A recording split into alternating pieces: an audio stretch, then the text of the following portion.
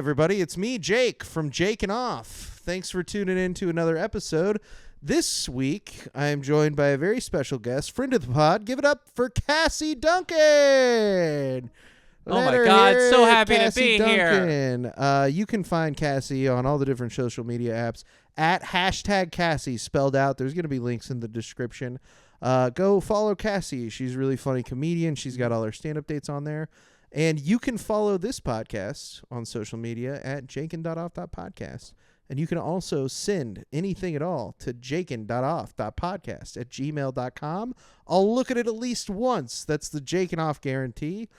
But with all that said, and without further ado, I want to thank you guys so much for tuning into another episode, and have a good listen to the episode. Oh, won't you take off with me? Oh, I know it's your fantasy. Oh, won't you take off with me? Yeah, we're taking off every week. So the show was me, this guy named Antonio Holbert, who is from Topeka. He's like a pretty young kid. And then this guy named Gregory Richardson. Wait, what was that? Gregory Richardson. Oh, I think you said Gwigwy. Yeah, I kind of did. Sorry. Yeah, no, you're okay. I mean to make fun of you if you actually have like a lisp or something. Yeah, maybe I do. Gregory Richardson, who he's originally from Topeka, but he lives in LA now. Mm. And then I was headlining, and Vicky went up, and it was a pretty good, like, there's a decent crowd. Okay. Vicky went up and was like, she just started the show by telling this really convoluted thing where she was like, yeah, I adopted 2 black crack babies. She's like, I'm a foster mother, and I'm fostering 2 black crack babies. And, like, they're like crack babies. That? Yes, she did. She said it like crack babies? Yes. And then she was like, and everybody there was like, oh, my God, like, this is terrifying. Like, they were like, I can't believe this is the beginning of the show, basically, is like how everybody clearly felt. Oh, what a way to start the room. Right. And then she like does this whole convoluted thing, and what ends up happening in the bit is like she's like, yeah, and I was changing their diapers, and one of the babies started sucking the other baby's dick. I'm not even kidding you, Cassie. Okay. She's on social media being like, you just can't tell jokes anymore. It's exactly what she does on social media, actually. Yeah. She's so red-pilled. And so that's like how the show started. No laughs. 0 laughs. Mm-hmm. The next guy goes up, and he was not offensive at all. There was nothing offensive about him. He was actually really likable. I wanted him to be better, but he was just like not very funny. Mm-hmm. And he never said like an actual punchline. He just had a lot of energy, like really high energy, likable guy. 0 punchline. Will you turn my headphones up, Brett? Yeah, go for it. Thank you. Turn my headphones up. Turn my headphones up. Nice. Yeah, there it is. Oh, now I can do Showtime, baby. Yeah. You need your headphones up? No, I'm good. Okay, You need the beat up? Yeah. Let us know if you need really the beat. Good level.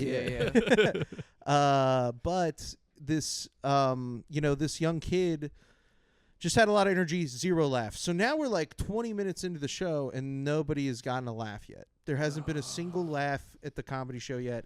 And so then this Gregory Richardson guy goes up and is just like edgy, like young, edgy guy. Is kind of, but like maybe a little bit older. Like how old do you think he is? is? Edgy. I bet he's maybe a couple years younger than me. I bet he's not in his 30s, but I bet he's in his mid to late 20s. And not really getting any laughs. And at one point, he the joke that he said, verbatim, what he said is he said, do you ever go to smack your girlfriend's ass and then your mom, it's like, it turns out that it's your mom, and then you do it again because you like it and you want to fuck your mom, is the joke that he said. And like halfway through his set. And then after the joke, he was like, and my mom's actually here tonight. And like pointed to, dude, it was so, I cannot remember a time that I have been this uncomfortable at a comedy show. Like, it's been a long time since something has made me cringe that hard. And the funniest part about it was that he has eroticism. And so he can't pronounce his R's. So he was like, my mom is actually here right now. He's like, I actually want to fuck her. Hello, Pinterest. Gregory Richardson. I know. Yeah. So it was my friend Zach went with me just to kind of keep me company. And we were really having like a difficult time wrapping our heads around it because like he said he wanted to fuck his mom in front of like his whole family. Like, and people that they know like outside of their family, I'm sure too, because he lives out of town. It's like, oh, my son is coming back in town to do comedy. Like, and then he said that he wanted to fuck his mom. This is exactly what I thought Topeka comedy would be like. I don't know why.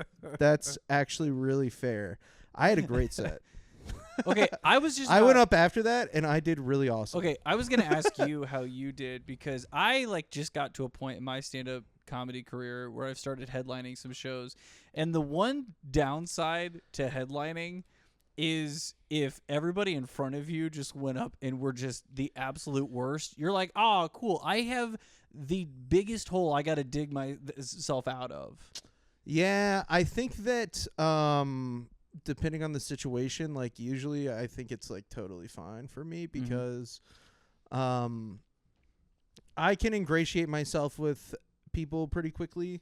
I feel like on stage it's like one of my like better stand-up skills. Like I'm maybe not like the best joke writer or anything like that, but I am good at like at least getting everybody to like feel like, oh, well, like this guy's not gonna hurt me.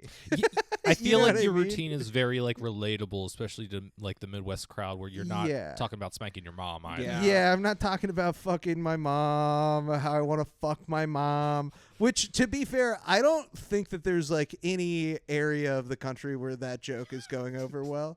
You know what I mean? Like, maybe Utah. Yeah, maybe Utah. Yeah. Utah, like that's a very niche crowd though that's finding that funny. Alabama. Yeah. Well, hey, I mean, what? That guy wants to fuck his mom. I mean, that's pretty normal around here. That's actually pretty regular around these parts to want to fuck your mom. Oh, this is an Oedipus kind of town. Yeah. Well, you are in Oedipus, Alabama. The town is called Oedipus, Alabama. It's just it's a fucking town full of moms. Oh. They're like, we love it here. God damn it. Okay, recently I found out a fun fact about a town that a lot of people I don't think know this. So go. Omaha, I went up to Omaha to do a show, and then after the show, for some reason, all these people kept telling me that Omaha is a cuck town. That's a thing. That's like a big cuck town, and maybe they were just telling me because they're like, "Do you want to cuck town? Do you want to?" Like they all want you to fuck their wives. Yeah, they gotta watch though.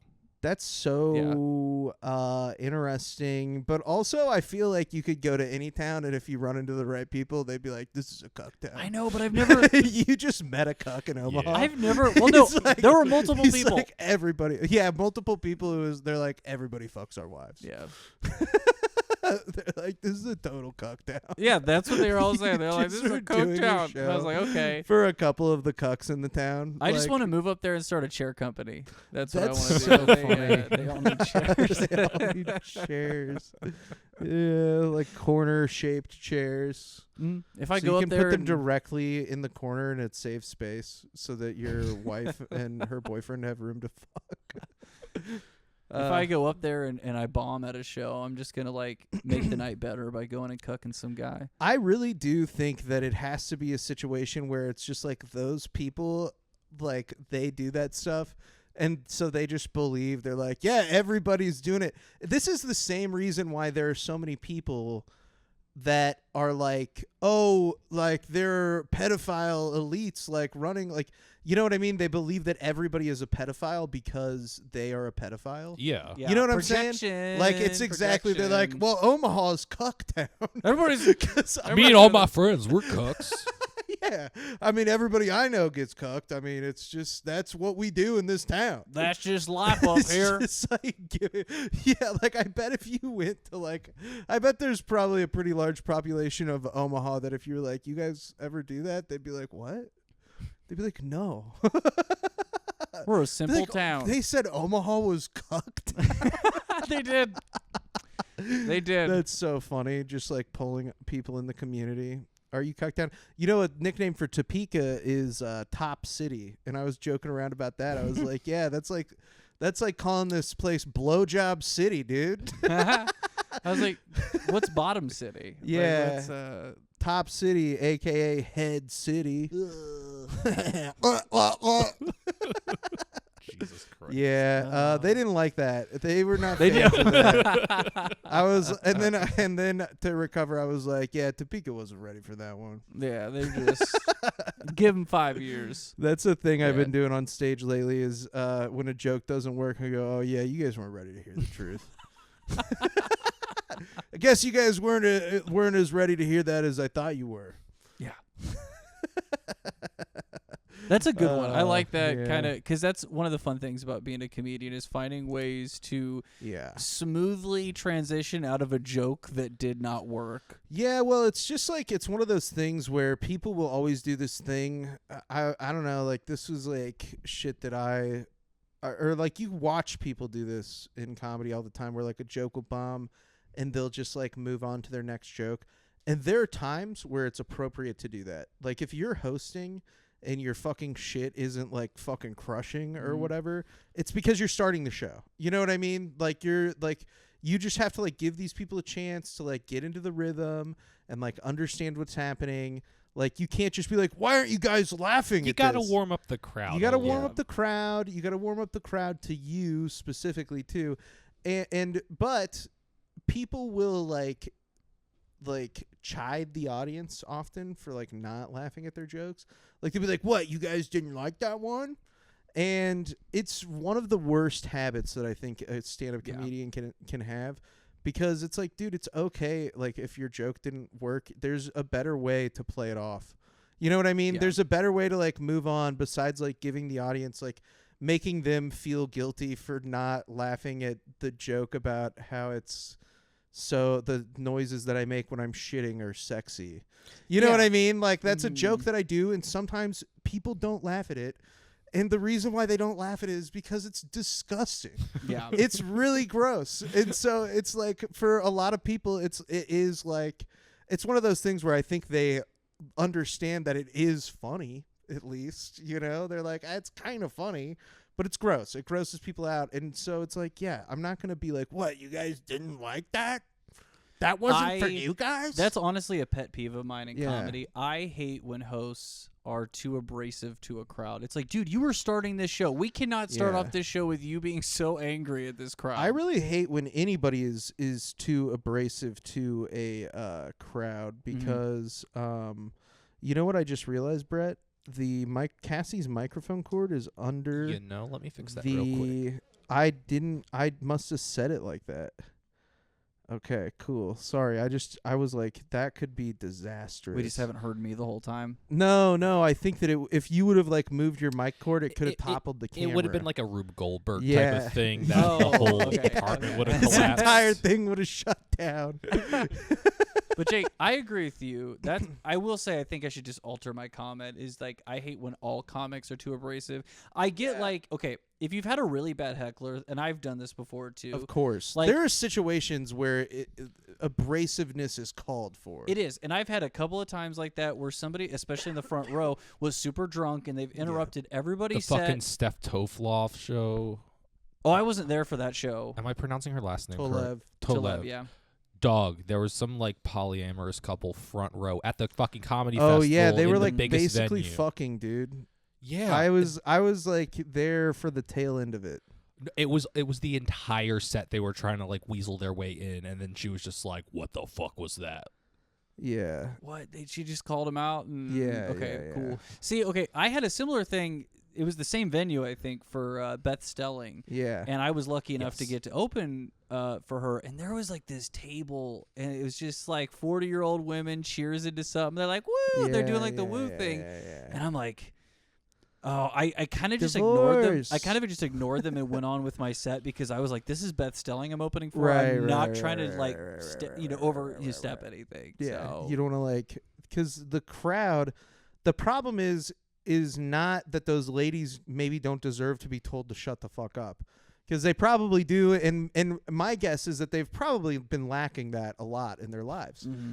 But the problem with doing it is that everybody else in the crowd, a lot of them either like can't even hear them, or like aren't really paying attention to them because they're like so focused in on the show, like, you know, it's this event for them, just like it is for us. Mhm. But then also at the same time, they don't know that that's like fucking dumb as fuck to do. Like, not everybody in the crowd realizes that, oh, these ladies are actually acting inappropriately. You know what I mean? Mhm. Like, everybody's sensibilities aren't aligned. So then when you go super hard at people like that in that situation, there's a huge risk of the rest of the crowd being like, whoa, they were like really mean. Mm-hmm. That like Cassie was just really mean to those ladies. Yeah. Even though they definitely deserve it and like definitely need to be told to shut the fuck up. It's lack of theater etiquette. Yes. From yes. patrons, and I think a lot of Yes. people aren't aware Super common, dude. that. And it's like, it's one, it's not your show, but two, also like anywhere else would be unacceptable. But I think somewhere like along the line, people were like, oh well, it's what I see on Instagram, so it must be okay or Oh something. yeah. The fucking crowd work shit, dude. Yeah, That's what Gregory was doing, dude. He was God doing damn. so much crowd work. And That's why TikTok sometimes it's just annoys so me. funny for a guy with that impediment to say he wants to fuck his mom. Fuck I my willy mom. want to fuck my mom. I want to pump her. I want to pump her so hard. I really want to pump my mom full of a load of cum. Okay. Okay, we're good on that. No way, dude. That's so funny. I'm going to be doing that the rest of my life. I'm going to be doing that forever. I want to pump my mom full of my cum. I wish I could totally dump a load in my sweat mom. What? And you're trying to monetize Dude, this podcast? he said that. He said that, dude. He said that. She's my will. Come on, man. Blue Apron will advertise. Blue Apron will advertise on here. No, I think that our only hope is Patreon. Blue Brett. Apron. I don't know if I've told you that, but yeah, I think our only avenue is Patreon. I I think that's our only hope, dude. We might have to, maybe we do Twitter, dude. We become an Elon Musk guy. Yeah. We would like to suck Elon dumpster. Musk's dick. That actually would Elon. the whole clip now works extremely well if we were to advertise it on Twitter. Yeah, for real. The only sponsor we're getting is Goodbye Fresh. Yeah. So, yeah. Goodbye Fresh. Rotten shit. They send you the most complicated food for beginners. Use code Jakin.Off for rotten shit. Get your first month of rotten shit free. And it's literally just like a box full of turds. They just send you like dog turds or like cat litter, like used cat litter. They're like, that's your subscription. Thanks for the $67. We sent you a bunch of rotten shit. That's awesome. It's like gross groceries are like leaking brown sludge. Mm-hmm. They're like, no, we Radioactive ooze. we take Snap actually. They're like, yeah, no, Doge will let you buy a rotten shit subscription with your Snap card. You can But, only get Goodbye Fresh with crypto. Yeah, no, Yeah. no. The reason why Robert RFK Jr. will let you buy rotten shit subscriptions with Snap is because it's all made with tallow oil. Oh, okay. Have you guys heard this? No. He's like McDonald's is gonna change their oil. That's his whole. It's gonna save the country. That's his whole platform. and it'll taste better.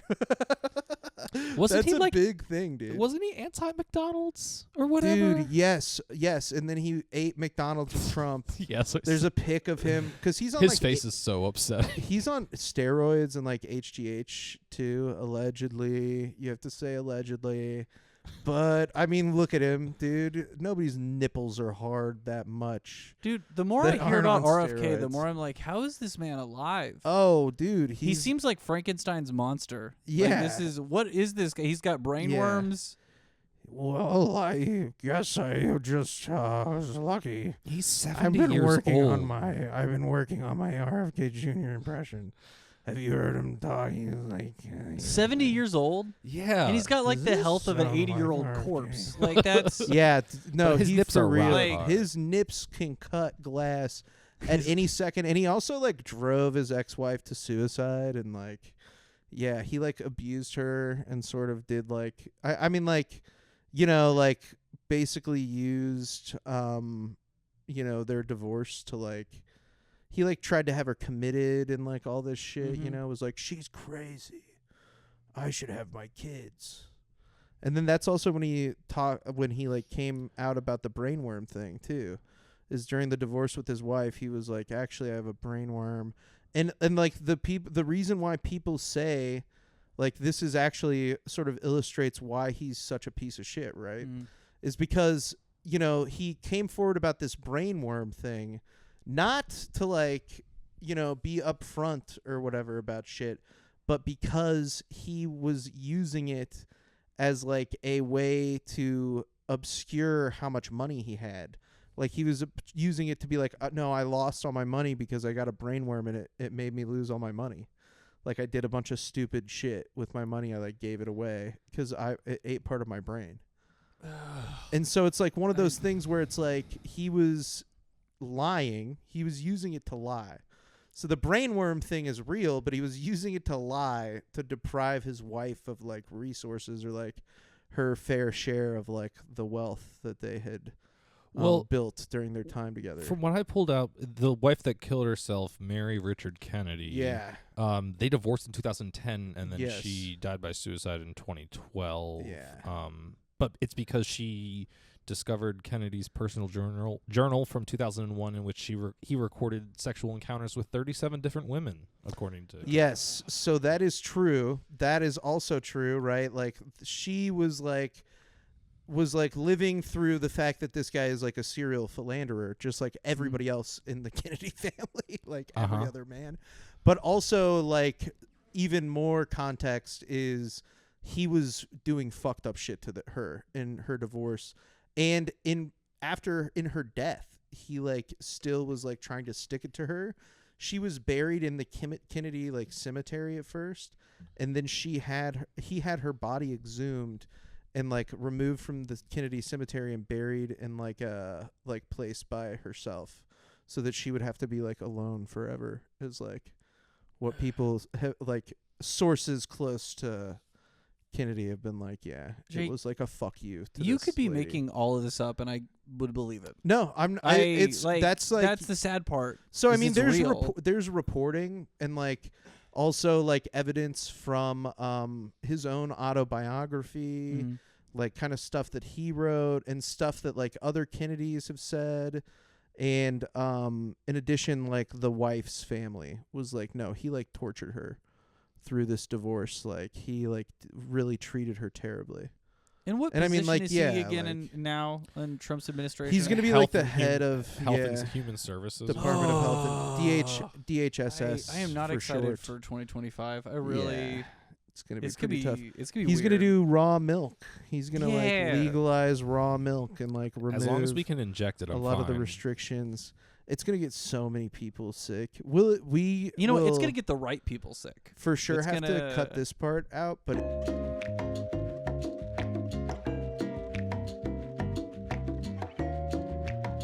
And we're back. We still And we're have back. today. Sorry, we had a technical difficulty. We're back. And you know, RFK Jr. He had our power shut down briefly for talking shit on him, but we got it back. It's back on. And You remember that scene from Emperor's New Groove when they're on that little log and they're tied to it and they're about to go off like the big waterfall. Yeah. They're sharp I know what you're rocks at the talking bottom. about. That's how I feel going into 2025. It's like, well, we're doing it. This is happening. That's This actually is- a really great analogy. It's how Yeah. I very much feel. As a trans person, especially in Missouri, this is exactly the feeling that I have had ever since Trump has been elected. I was like, well, here we go. We'll see It is what happens.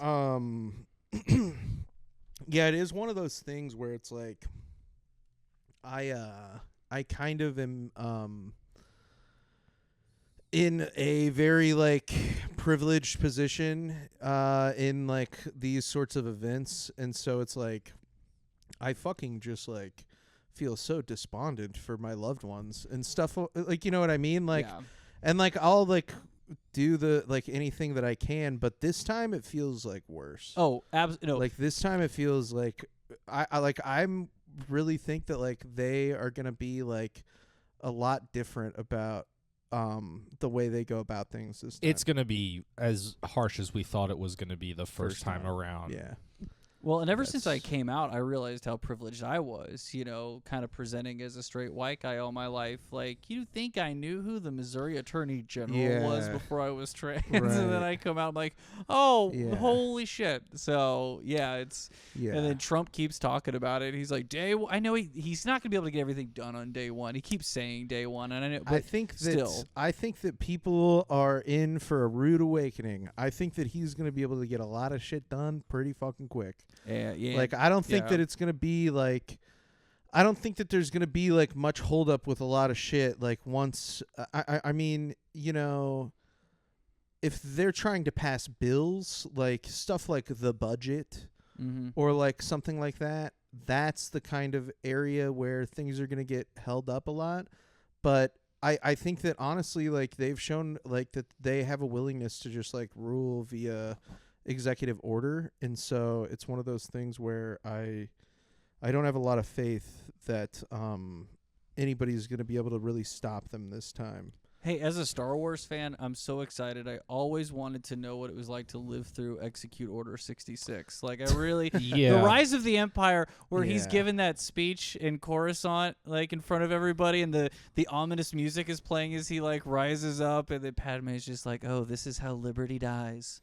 With Yeah. thunderous applause. It's like, Yeah. I think that for me, like the thing that I think has been like the biggest failure in terms of sort of foiling Trump or stopping him in any way has been like how dishonest everybody has been with themselves about like the reality of like the issue of like this guy taking power, but also like the response and like how serious it was taken by the Democratic Party in a lot of ways. Like I think they did a really bad job in the election. Like I think they totally fucked it up. And I think that you know, I think that the thing that is like most disappointing to me is that like there's still nobody like willing to be honest and be like, you know, I think there's actually like a pretty big question of whether we've had any to like any real extent like liberty like this entire time. You know what I mean? Like I don't think that the country was actually like meant to be a place where everybody is free. Like it wasn't founded that way. And like every like major event in America that is like considered like progress is like actually chipping away at like the oppression that America was founded on. And so I think this notion that like we're defending democracy is like, I think that falls on deaf ears a lot of times because nobody feels like we've had democracy. You know what I mean? Most people feel like that's not a thing. And so when you're like, we need to defend the shit that we've already had, people are like, why? Or for Right. who? Yeah, for who? Mhm. Exactly. And so I think that to me that was like the biggest failure of the campaign for the Democrats, and like but like largely speaking I think it's been a failure of just like leftism and like leftist movements in America for like a really long time. Yeah, I mean, it's like everything on the campaign was like, what, 160 days or whatever before the election, Kamala was announced or whatever the fuck. I mean, they should have known that. I mean, and they did know. And they didn't do anything about it. We could have had a fair election, fair primaries. Yeah, this is exactly how I feel. I think that they a year and a half ago, and I think the other thing that people need to realize too is like I think that people assume like, oh, the Democratic Party wanted Joe Biden to be the one running for president because they fucking could control him and like all this shit. But I think the reality is like a lot less nefarious than that. I think that they are just dumb and they just legitimately thought that Joe Biden was the best guy. Like they thought that he was the best candidate. I just don't know how they thought that. I don't understand. Because they just are like not. They're not in DNC tune. establishment. Yeah, they're just like not in tune to like what the way that people think or feel at all, and so they are really insulated and have this like really narrow sort of scope of like the way people view things. And a lot of it has to do with like, so, polarization is a really huge topic in political research right now because of how much more polarized our society is. And there's a book that this guy wrote. It's like a really influential book. His name is David Rhodey, and the book specifically addresses some party-level changes to the structure. First, it happened in the Democratic Party, and then Republicans ended up adopting it later. But changes in the Democratic Party structure right after the Civil Rights Act and the Voting Rights Act was passed. They changed the structure of the Democratic Party at that time. It was 1973 when this happened, because they had been stopped from passing civil rights legislation, broadly speaking, by a minority faction of their own party because of the way that the committee system was set up in Congress at the time. And so like committee positions and like being a committee chairman for the Democratic Party was like one of the most powerful roles you could have in Congress for a long time because the Democrats were always in control of Congress. Yeah. Like broadly speaking, they were always in control. And these guys, the Southern Democrats, blocked all this civil rights legislation from passing for decades and decades and decades because they were racist. They were just like really racist guys, and they didn't want to do it. And when they finally got it through, the new Democratic leadership at that time instituted some changes. And at the time, their like mindset was like, we need to make sure that like people who disagree with like pretty much the entire Democratic Party like voting base at the time and the entire like Democratic like elected officials, like the actual like officials, like they shouldn't be able to dictate what we can and can't do when we're in power. And they did it by concentrating power to the head of the Democratic Party more, like to the actual party like party chairs, as opposed to like all these individual committee chairmen that had party. And so like on paper, it was meant to be a democratizing like thing for the Democratic Party to make sure that like it wasn't going to be just like an old boys club kind of thing. But the ultimate result, this guy argues, is that it basically created like, it made everybody in the Democratic Party, like if you were going to be, either a member or just like a politician running in the Democratic Party, like it homogenized the like viewpoints. There was like less like skew in like, a left-wing Democrat and a right-wing Democrat. They all became way more homogenized. And then when the Republican Party did it, they became way more homogenized.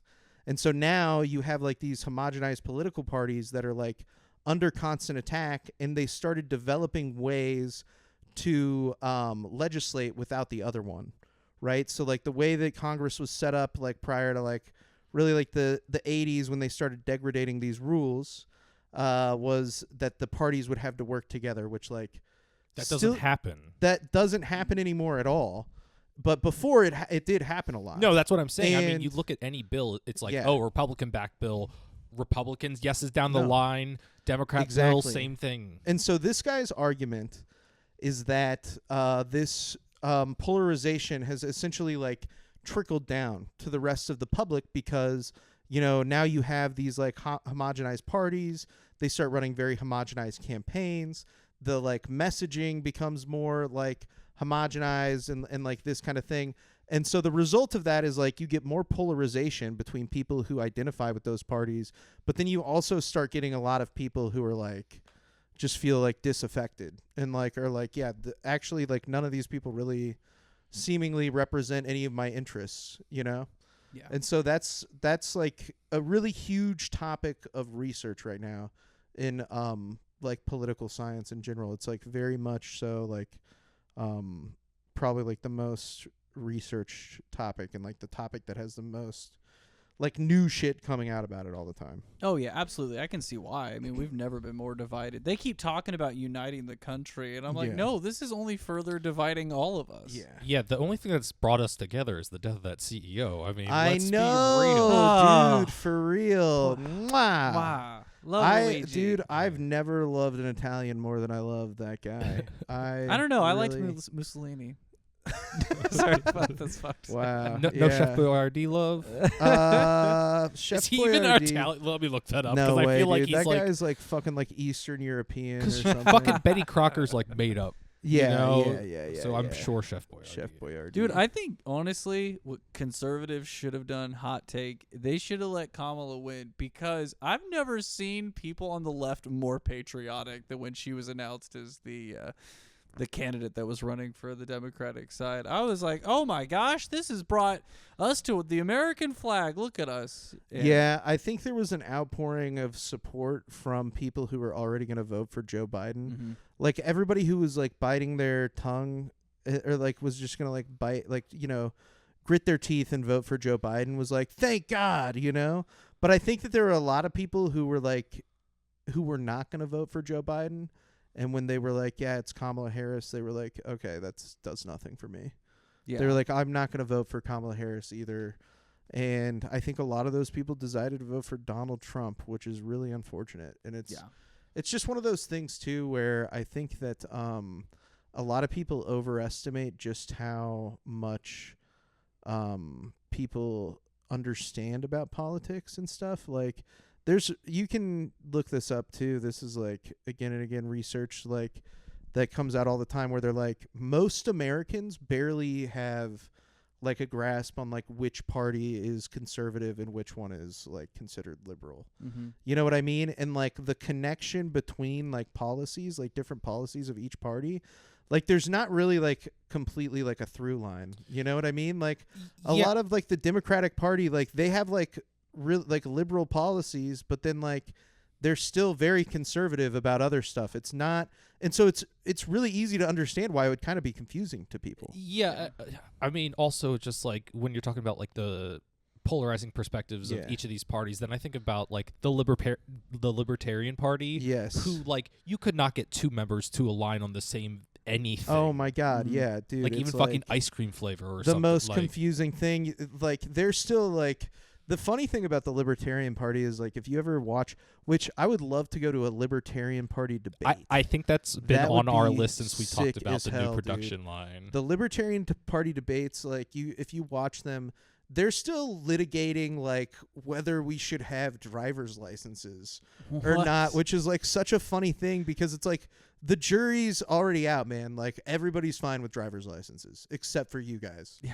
You need to learn how to use something all before of you guys. use it. Yeah, dude. Wait, what's their thought here? Registration is theft, or you know? Yeah, they're like, why should the government be able to tell you whether or not you can drive a car? Yeah, it's like the most like brain dead take of all time. Bro, have you met people? I want the Yes. government telling us. I know who can exactly. drive It's and like who clearly none of can't. these people Like, have driven in Kansas City, Missouri before. Yeah, and we still have Yeah, the worst dude. drivers. We just need to have the Libertarian Party candidates drive down Ward Parkway. Oh my gosh. Oh, Mad Max It's down a that fucking road, baby. nightmare. Yeah. Yeah. Like that's the sad part is the government like does filter the really bad people out from like people who are okay, and we still end up with the worst drivers. Yeah. No, it's one of those things where that's the kind of like shit that they're talking about in the Libertarian Party. Is they're like, should we have driver's licenses? And it's this like is why we're getting nothing done. Nobody else is. They want no regulation of anything. It's just like, oh, you don't want fucking mud flaps on fucking big rigs. Like you're anti mud flap. You want to get a rock thrown through your fucking windshield. One of my favorite things. I'm so sorry. Oh no, Go you're ahead, fine. Cassie. I didn't have anything great to say. I really didn't. I was gonna say one of my favorite moments from any libertarian debate is there's this guy who's like, well, it was around when I think I know what you're talking about. John McAfee was running for president of the Libertarian Party at this time too. Do you remember this? Was this in either 12 or 16? I think it was 2006. It was 2016 for sure. Yes. And Gary Johnson was running. And like John McAfee, who do you know McAfee, like the software? I only know It's the like one and only Pat McAfee. Oh, no kidding. Sorry. The McAfee like antivirus software. It was malware. Oh, The guy who I invented literally that, had that on my computer. So the yeah, I guy know who McAfee. invented that ran for president in the Libertarian Party. He also like lived in Belize for a while and like murdered a guy there. And But you're allowed to do that in Belize, yeah, right? yeah, you're pretty much allowed to do that in Belize. Well, it's because they don't have gun registration. The guy had killed his dogs, if I remember correctly, and then he killed the guy. And then look that up. Look up John McAfee murder, Brett. Okay, Jesus Christ. We're going in the That's what I'm weeds on here. this one. Jamie, dude. pull the video. Yeah, the Jake Rogan experience. No, but he killed the guy. He was like also allegedly like had a bunch of prostitutes down there and was like having them like lay in a hammock and like shit on him through the hammock. Like take dumps on him through the hammock What? and stuff. What? Yeah. Oh yeah, that was in November 2012. Yeah, dude, the guy that he killed, right? Yeah, Gregory Fowl. Yeah. And so the guy who made McAfee antivirus software killed a guy in Belize and had prostitutes shitting through a hammock onto him, and then he came back to the good old US of A and was like, I'm running for president. And then in this debate, they're like asking him. So the question is like, what are you going to do about the roads? Right? They're like, how would we fund roads in a libertarian society? And Gary Johnson says something about like user fees or whatever, which is just taxes. It's like not actually another anything way to different. phrase, yeah, it's just taxes. It's like Yeah. you're just taxing. You people just in a name it different something way. else, and libertarians Yeah. are like, okay, I'm on board. I'm on user board. fees. And yeah. actually, the thing that makes them worse than taxes is that they only extract the money from the people who are using the road, and the people who are using the road are probably people who have to do it because they have to go to their job or like take their kid to school or something like that. You know what I mean? They're not like a fucking billionaire, like somebody who like has like, those people don't leave their houses, dude, like except for to like go on their helicopter. gallivant. Yeah, like exactly. Like They don't use the roads because they use their helicopter. Yeah, they all fly on private jets or whatever. And so it's just would be extracting like resources and wealth from like lower class people and distribute it to like the upper class, because who's going to own the roads? The guys in the big ass houses who take their helicopters everywhere. Yeah. You know what I mean? And so that's what he says. Gary Johnson is like user fees. And then John McAfee says like something to the effect of, he's like, they should do the least amount for the most people. And everybody claps. Like he says something What to does the it even effect of like, mean? I believe that government should be involved in the bare minimum to provide the maximum amount of freedom. And everybody just like applauds, but it's basically he's saying like absolutely nothing. And then the third guy is like, he's like, everybody always brings up the roads, but we'll just have jetpacks in the future. Like, What the fuck are these have guys you seen saying? this? No. Is that what you were thinking of? No, I was thinking of the clip where it was like a debate and they were like asking about driver's licenses or whatever. Yeah. And somebody's like, what's next? A registration to toast my own toaster or whatever? Thunderous applause. Yes. The next guy says, well, I'd like to see a little competency first, and then everyone boos him. Yeah, that's Gary Johnson. Yeah. That's Gary Johnson. And the guy who they're cheering for, I can't remember that guy's name, but he kind of looks like Skeletor a little bit. Like, he's got like a really pale like face, and he's got really stringy hair.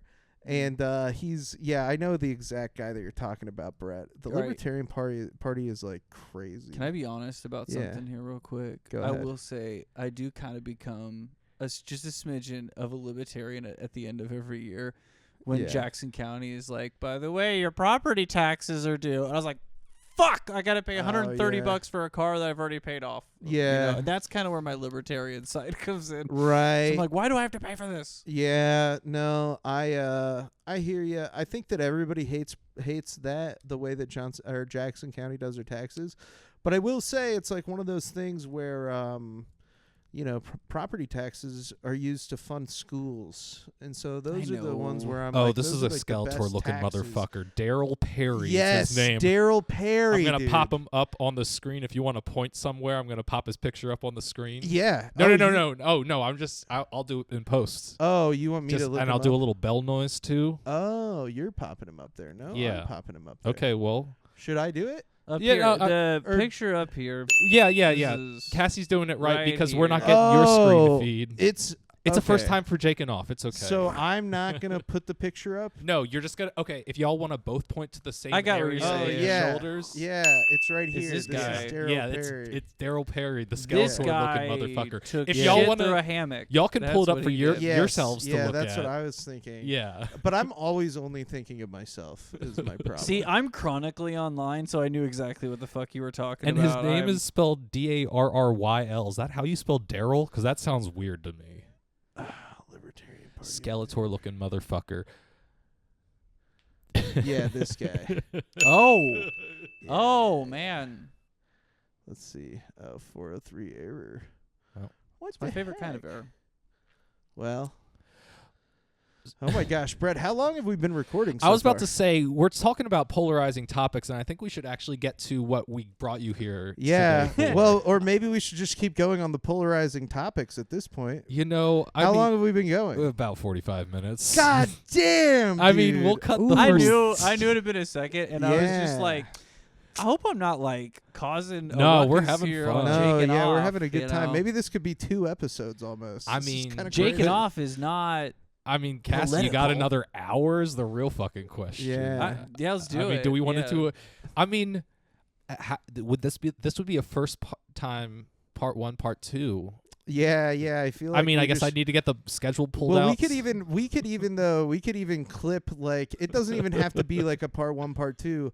We could have one episode and then bank the other one because they're going to be totally separate. That's fair. They're going to be like what we have planned is like totally, completely. Yeah. It's not like completely divorced from what we've been talking about. No. But it's just like more targeted and specific, and so like we can probably just have like basically like a 50-minute episode. Yeah, I mean that we could save for a rainy day, and we could do what we planned to do. I mean, I do want to do what we plan to do because I feel like we've been riffing on political science and theory a little bit. Poli-sci, dude. Theory. So my fear is if we don't get into the bulk of the comedy, we're gonna be all riffed out. Well, yeah, but also the balance of the episode. Yeah, let me share something. We don't want it to be Brett. all down about how awful 2025 is. And also, be. This episode's going to be coming out on February 6th. Okay. So, we're going to be living the dream in 2025. Oh yeah, I need to be talking like, oh, we're in hell. Like just yell at the camera. Yeah. This is not a good time. Or maybe all all of our awful predictions will have come true. It's been 3 weeks since Trump has been president, and I'm not having fun at all. Can't wait to time capsule this at the end of the year of 2025 as we're still recording in 2024. Oh, that's so funny. Oh, okay, shit. Brett, I just realized that I forgot to send you this, the PDF. Let me the get some PDF. more. Let me It just sent text me. it to you. Let me pull up just the audio bit of this libertarian thing since I pulled it up. Yeah. If we got a minute, I was gonna text my girl. Hold up. Let me Let her know. let you listen to this since we're still recording. Yeah. We're still in the episode. Oh, sorry. Edit it out. Should someone have to have a government-issued license to drive a car? Hell no. What's next? Requiring a license to make toast in your own damn toaster? Thunderous applause. People thought The he license to drive? You know, I'd like to see some competency exhibited by people before they drive. You fucking tyrant! You're a fucking tyrant! We can take a brief intermission if we want to, and then I'll add a little thing. We can clip it, and then we can gather our gears together. Yeah, I'm sorry to do that earlier. I thought we were in kind of an I don't know intermission how the in middle, editing's so I gonna didn't work, know. so Okay. I'll figure it it'll out. be It might be fine. either a shorter episode, or do we want I to? couldn't be more happy. Yeah, I feel like shorter episode is totally. We can just literally do whatever we want with it. That's We fair. This fucking is talked Jakin for a Off, long dude. time. Yeah, We can I'm do definitely gonna whatever. be able to edit this down to something tangible. That'll be Yeah, like a 30-minute fucking. It was like graffiti in the bathroom stall in middle school for a good time, and it was some random number that wasn't like a Delaware area code, but we called it, and it was the line for Six Flags Grand Adventure in New Jersey. That's awesome. That's awesome. It's very clever Yes. and innocent. Yeah, I went to a fucking performing and visual arts middle school, so people were crafty. They were fun. Wait, they and just middle visual- schools for performance arts? Yeah, I It's feel the like a East performance in Coast. visual arts middle school sounds kind of funny. Like Yeah. they're like, yeah, you can. We'll let you finger paint.